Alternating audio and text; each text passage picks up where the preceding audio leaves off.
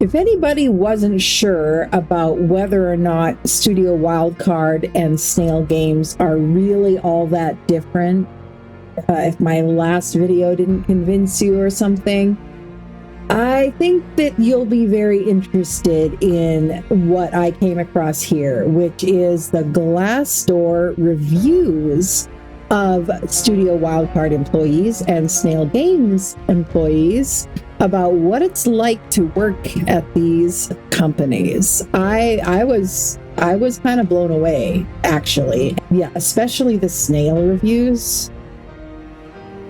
Wow. So you're going to want to hear these. And I apologize in advance for the quality of the audio in most of this video. I recorded it at the same time as the previous video, and yeah, I'm still settling into this new space, still getting all of my sound settings dialed in to try to filter out the traffic outside and stuff without cutting off my voice too much. And yeah, I'm not quite where I want to be yet with all of that, but we'll get there. I'm gonna go through this now. I ran across this a little while ago when I was on Glassdoor, and it was very interesting. So here's, for those not familiar, by the way, Glassdoor is a website where employees are able to give reviews of the work environment of a particular employer. And it's also a website where people can look for jobs, and it is connected now to Indeed. And so, they share data back and forth between them. You can only see a couple of the reviews for a company without setting up an account, and then they force you to set up an account. So anyway, I did that so that I could see all of the reviews. Yeah, they were very interesting. And yes, companies cannot pay to have the reviews removed. That is what makes it so unique and awesome. I mean, they can have stooges go fill out reviews on themselves because the reviews are anonymous, but they can't have bad reviews removed. So anyway, the Studio Wildcard snapshot here, it's got a 4.4 out of 5-star rating based on 7 ratings. 89% of the reviewers would recommend working there to a friend who was looking for a job. 100% of them approve of the CEO, Jesse Rapzak. There's a goofy picture here. And then, they've got some jobs listed, and then the reviews here. Let me open these, and I'm just going to speed through these fairly quickly, but busy, but a great place to work. The pros are the work is exciting and often involves leveraging new tech and allowing one to keep up to date with the latest systems in UE5. Additionally, there is a healthy atmosphere where it seems everyone on the team is passionate about what they do and are happy to help one another. Cons are that relatively often there seems to be a good bit of crunching required to meet deadlines. I can believe that. I can easily believe that. And that person left 5 stars. And this review is also 5 stars by an anonymous senior environment artist. And they said, pros, some very talented people to work with. The leadership is great for people that have experience, as they leave you to do your work without a lot of interference, meetings, etc. Which, that's awesome. As a creative myself, I can't stand micromanaging. Anyway, cons though. If you aren't as experienced, I could see working here being a bit of a whirlwind experience. It is very fast paced, and things happen about 50% faster than my experience at other studios. This can result in some missed bugs and quality, but they ship games and add-ons consistently. Advice to management, that's also something that these anonymous employees are able to leave. I think there should be more incentive to stay longer. At other studios, they would have a profit share that increased every year, and after 10 years, you would get a huge bonus, things like that, to really incentivize people to stick around. And then there's a 4-star review here by a game programmer who says, simple programming job, pros, got to work remote, helpful coworkers, the pay was good while in college. Cons, long hours and overtime were required, along with the frustrations of working with limited software. Are we seeing a little bit of a pattern here? People who say, oh, the game sucks because of lazy devs. these are not lazy devs, okay?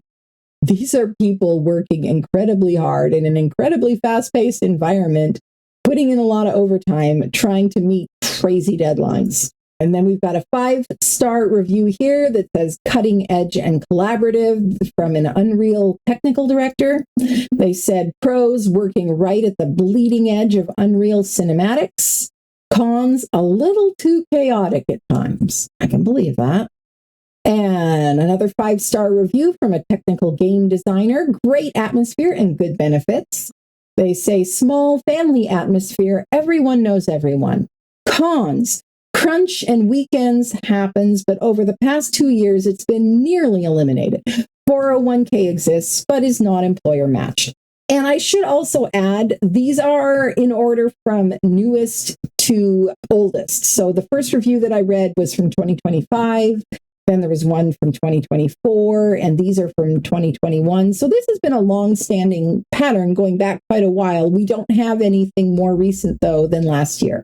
And then we've got the last review here is only 3 stars, but it says, a great place to start your career, but a bad place to stay if you aren't a workaholic.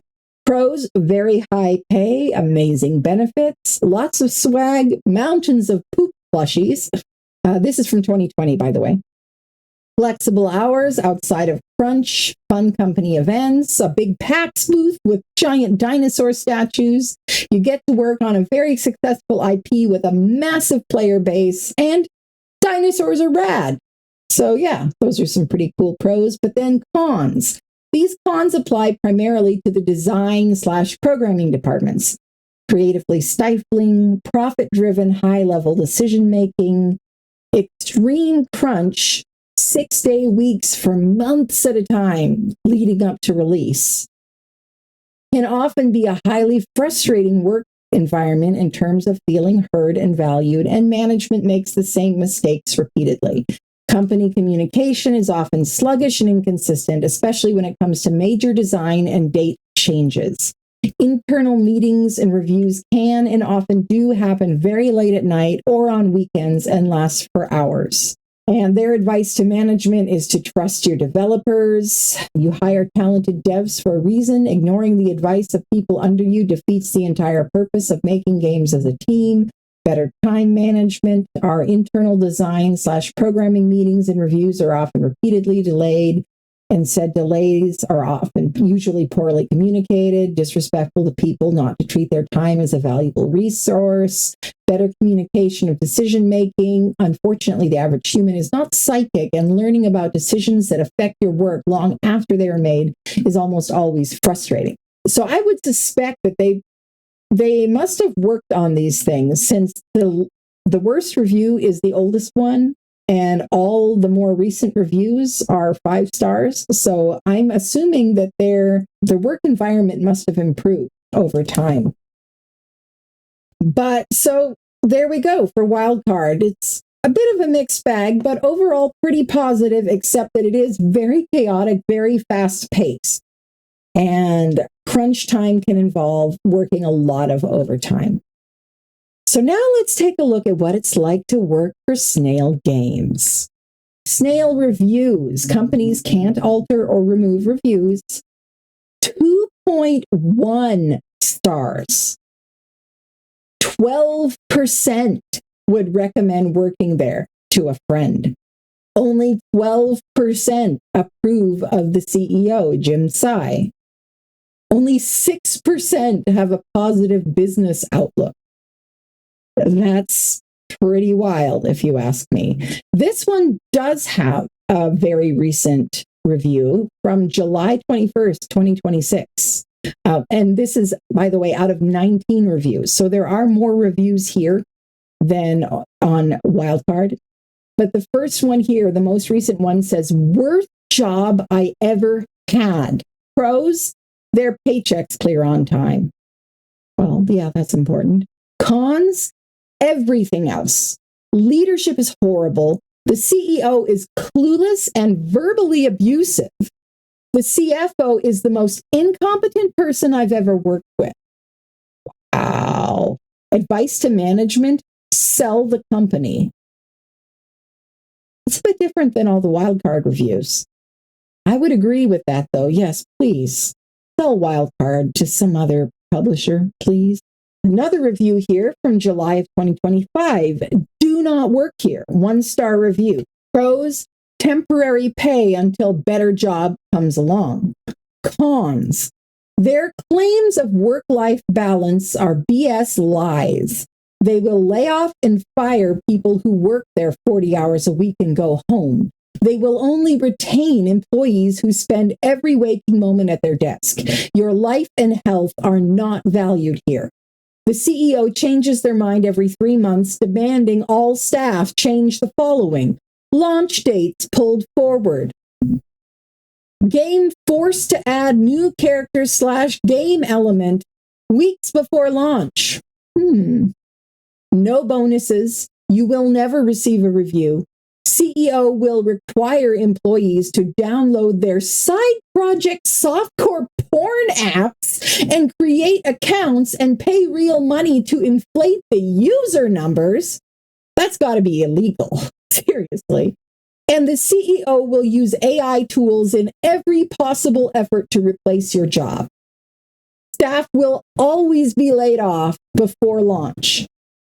The CEO is garbage, management are untrained, and will not work with you. There will never be documentation or processes to help you succeed. Management will intentionally block you from growing. Please don't ever work here. Wow. And another one from July 2025. 1 star. Lies. Pros. There are some genuinely talented developers on the team that you can learn from. Their 401k was decent. Cons. Wow, this goes on, but let's read the tea here. I was lied to in my initial interview. I was told the only layoffs they do are based on performance. Yet, when Snail Games USA recently did layoffs, employees were told there were not performance-based. I was also told they hadn't done crunch in 2 or 3 years, and their recent job listings claim that they prioritize work-life balance. However, multiple teams were asked to do large amounts of crunch. Review meetings with the CEO went into all hours of the night. And by the way, since they're not actually developing the ARC IP, when they talk about actually developing the game, I am assuming they're talking about the other games that Snail owns, some of which are developed in-house, most of which it seems they develop, release, and then quickly abandon. They're all just quick cash grabs. Their only long-term profitable game has been ARC, the one that they don't have direct control over developing. So anyway, when they're talking about developing game features, I'm assuming that they're talking about those other games. Review meetings with the CEO went into all hours of the night. The CEO makes demands for deadlines and new game features that don't make sense, and then asks why the game isn't fun or doesn't look good. When he has feedback, he will just state that something looks bad, but can't give any actionable feedback as to why he doesn't like it, leaving confusion for the team. Snail gave statements saying that they were not using generative AI for the making of the Arc Aquatica game, big scandal from last year. While that is in fact not true, AI was used for so many areas, and developers were forced to use AI per instruction of the CEO.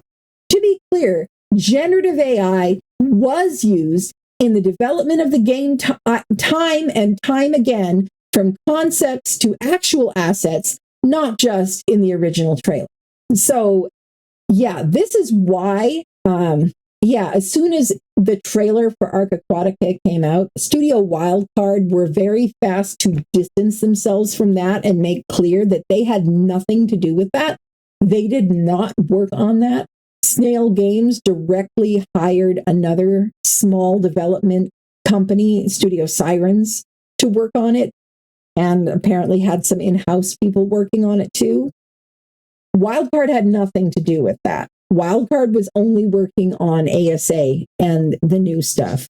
But Snail decided to resurrect and try to suck some more money out of their original IP, Ark Survival Evolved, last year. And it was quite the scandal. Because, yeah, it was insane. I didn't even buy the expansion. Most Ark lovers that I know did not, because it was just a very obvious cash grab from Snail. Generative AI was used in the development of the game Ark Evolved Aquatica map, time and time again, from concepts to actual assets, not just in the original trailer. Fans were outraged when Snail released an AI-generated trailer for the game, yet this trailer was approved by the CEO.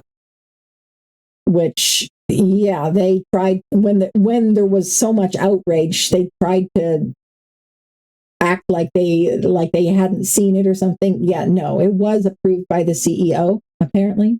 Yeah. And so, yeah, this is part of why it hurts me to see people blame Aquatica on Wildcard. Wildcard had nothing to do with that. And when you look at the quality of Aquatica compared to the quality of actual Ark Survival Evolved or Ark Survival Ascended, you really can see the difference between Studio Wildcard and Snail Games. Because I'll guarantee you, if Snail Games were the ones with all the creative control over actual game development of Ark Ascended, everything would look that bad. The reason why we were outraged is because we're used to so much better quality. We're used to Ark being so much better than that we were instantly able to see the AI crap that they were using. The same AI process is being used in their original game, For the Stars. The leadership on this team also doesn't give appropriate feedback. One of poor developers was told to not make the female look ugly. And when this developer asked if there was anything specific they wanted to change, they were just told, the CEO doesn't like ugly females. There's no path for career opportunities. You never get asked what you would like to work on or learn. If you manage to get put in a leadership position, you will just be expected to give more crunch and get burnt out. Those in leadership positions do not give proper direction to their team, and the team is just expected to figure things out on their own. There are no clear decisions or solutions, and decisions come from multiple people without clear leadership really even being established. Trying to get actionable direction or feedback doesn't work, and you'll instead be pointed to random videos and asked to make it look like this. Outsourcers aren't trusted to be able to integrate things into Engine. Working with them causes more problems because they aren't given proper documentation or instructions. I'm assuming this is the in-house dev talking about working with Studio Sirens, who Snail outsourced some of the game development of Aquatica to. And they were given an impossible task, way too short of a timeline. I don't blame Studio Sirens for what ended up happening. They weren't even really trusted or given proper documentation. Internal developers have to pick up their work when contracts end and try to figure out where they left off when the CEO decides he wants to change his mind on something. You'll be asked to work on things that are outside the scope of your skill set and knowledge, be told to figure it out, and then be reprimanded when you can't meet the quality standards that the CEO wants because you weren't set up to be successful in the first place. Software licenses can take months to obtain, and team members were told to use trial versions or use their student software licenses, which is illegal. If you're out sick, you'll still get tagged in messages and expected to keep up with what's going on with tasks, adding to the lack of work-life balance. If you ask for proper documentation, you'll likely be told it's not available. There's no standard for file structure, naming, etc., which results in chaos for the internal team and outsourcers. People will play through game demos and just randomly post requests in Slack channels without making proper tickets for tracking, and they won't even tag anyone specific. The team is just expected to figure it out. Some people are allowed to work remote, and some people are forced to come into the office. There's no standard, just whatever the CEO decides to approve or not. So yeah, it sounds like this is a total mess, basically. Advice to management: stop running the company based on fear of the CEO. Admit that his demands and ways of doing things are ruining games, the teams, and company morale. Get organized and employ a capable leadership that knows how to run a team and a proper pipeline. Don't treat your employees like machines. Don't lie to the people who are purchasing your games. It makes so much sense now why most of Snail's games are quickly abandoned. They probably laid off the team that actually built it right after it released, and they can't even add more content to it or fix the bugs on their own games. So yeah, they just release it, get a bunch of money, and then abandon it. We finally have a better review. 2 stars. It's poor executive leadership from a production lead. Pros, people on the ground are great. Wide access to learning and getting hands dirty because the USA side is small. Cons, poor executive leadership. For example, being punished for prioritizing industry compliance or player focus over leadership desires. No resources provided, not enough people, expect to do 3 jobs, poor data security, recommendations regularly ignored, plans never matter, executive leadership changes them daily. Sounds like an absolute nightmare to work there. Another 2-star review says normalized workflow, no significant pressure, but cons, it is a dead end in every way. Advice to management, get good. Okay. And then we have an anonymous employee with a 4-star review. A leader in sandbox survival games. Pros, a leader in sandbox survival games. Cons, none that I can think of. Jim Tsai, is that you leaving a review on your own company or one of your relatives? I mean, that's kind of what it feels like here, I gotta say, compared to all the other ones. Either that or you breathed down the neck of some poor employee and made them leave a good review. Another one says, good place to work, great company culture, tight-knit teams, amazing people. Crunch is strongly discouraged. If there is a crunch for a deadline, the team gets time off after it is met to compensate for any overtime they may have had to do. Job security is a huge plus here.